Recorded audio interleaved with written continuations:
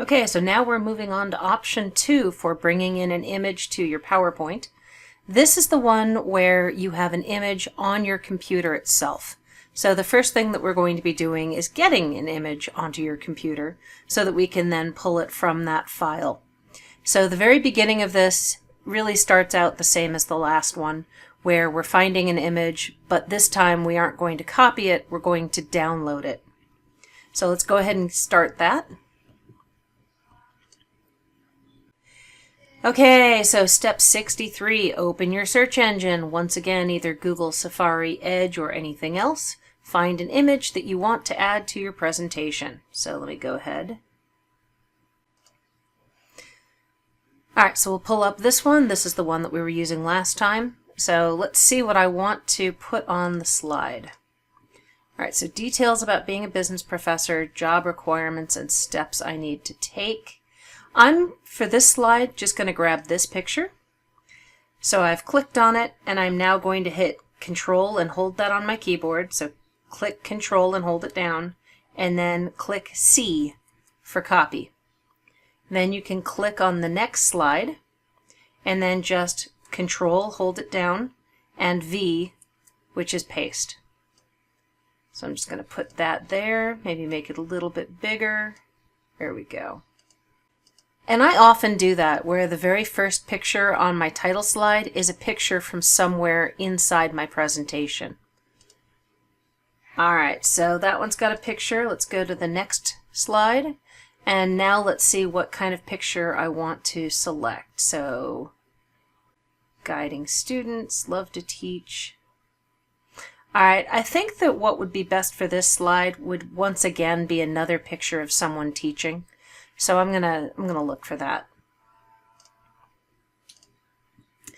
So I think what I'll do, since I didn't see a lot of pictures when we did business professor, is I'm going to just remove the word business and just look up professor. Alright, and what would be a good one? Oh, I like this.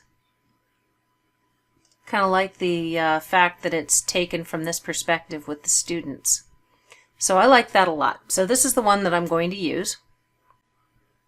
Alright, so step number 64 says when you identify the image that you want to use, right-click on it. So same as the last time.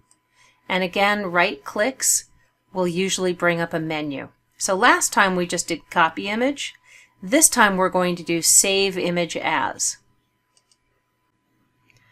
Alright, so that brings up your standard window. And in step 66 in your lab, I have you save it to a specific place. So what you're going to do is you're going to click on Documents and then on New Folder. So up here I have Documents. I also have Documents down here. It's the exact same folder. And then New Folder, and New Folder is up here.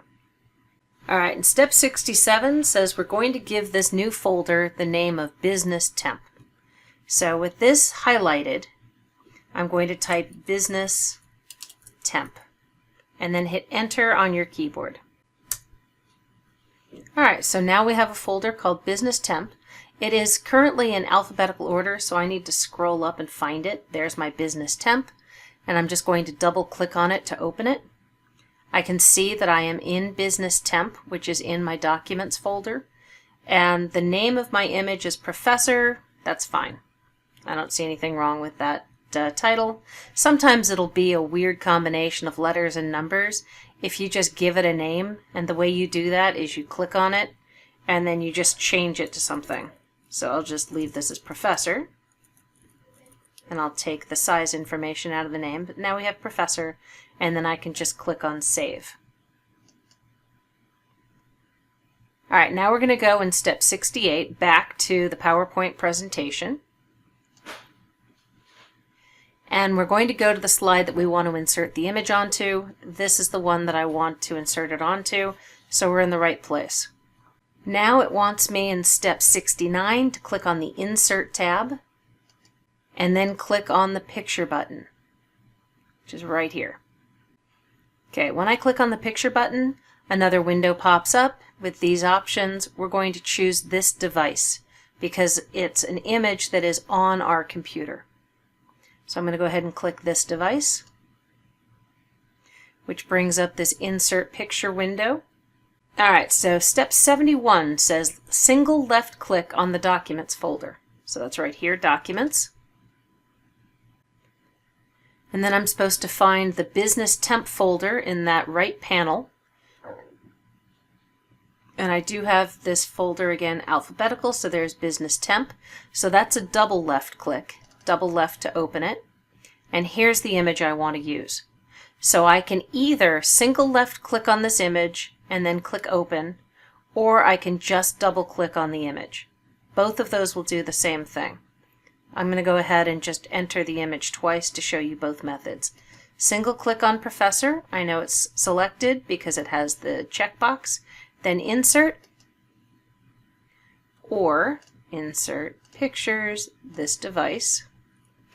And it goes back to the last place you were, so if you have a lot of images that you have saved to this folder, each time you open up Insert Picture, it will go to the same place. Now I'm going to show you what happens when I just double click on this one. Click, click, and it's in. You didn't see it because it just inserted it right on top. I'm going to go ahead and delete one of them. So I've selected it and I'm just going to hit delete on my keyboard. Alright, so now let's get this into my slide. How do I want to do this? Okay, I have a choice here. I can either just bring it up here and leave it the size it is, or I can move it down here. It's a little close to this and I would like it to be a little bigger, so another option I have is to click inside the text, which gives me my text box, and then I can bring it in just enough to force information onto the next line without affecting any of the others, and then I can grab this corner and make it bigger. Move it up a little bit. What I'm looking for is sort of the same amount of space all the way around it. That's why I sometimes move these images. Alright, that looks fine to me. Now, one of the things I also recommend is that you use the same format for all of your images. Now, what I mean by that is, remember we have this bevel and the drop shadow?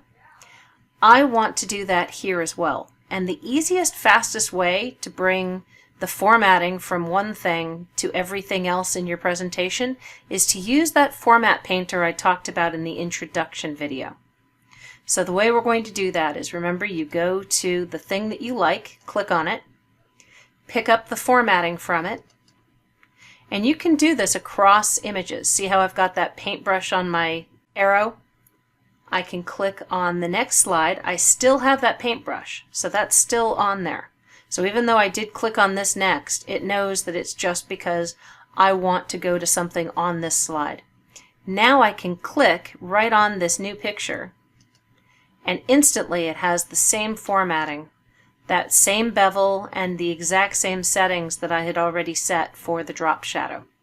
So this is a really great way of making sure that all your stuff is set up the same. Alright, and that's it. That was step 72.